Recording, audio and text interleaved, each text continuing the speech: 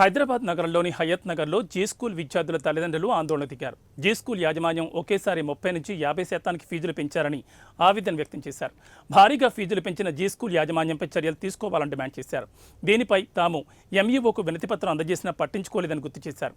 కాగా విద్యార్థుల తల్లిదండ్రుల ర్యాలీలో విజయవాడ హైదరాబాద్ హైవేపై భారీగా ట్రాఫిక్ జామ్ ఏర్పడింది. రంగంలోకి దిగిన పోలీసులు ట్రాఫిక్ను క్లియర్ చేశారు.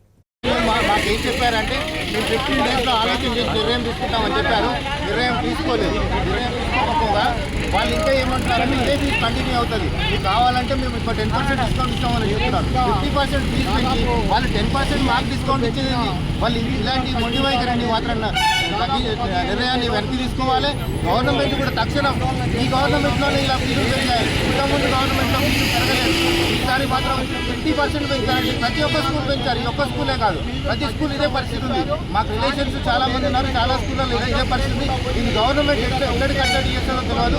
గవర్నమెంట్ తక్షణమే స్పందించాలి. గవర్నమెంట్ నిర్ణయం తీసుకోవాలి. విద్యాశాఖ మినిస్టర్ ఎవరైనా ఉన్నారు, రేవంత్ రెడ్డి గారు తప్పకుండా మీ నిర్ణయం తీసుకొని దీని సొల్యూషన్ మాత్రం మీరు చెప్పాలని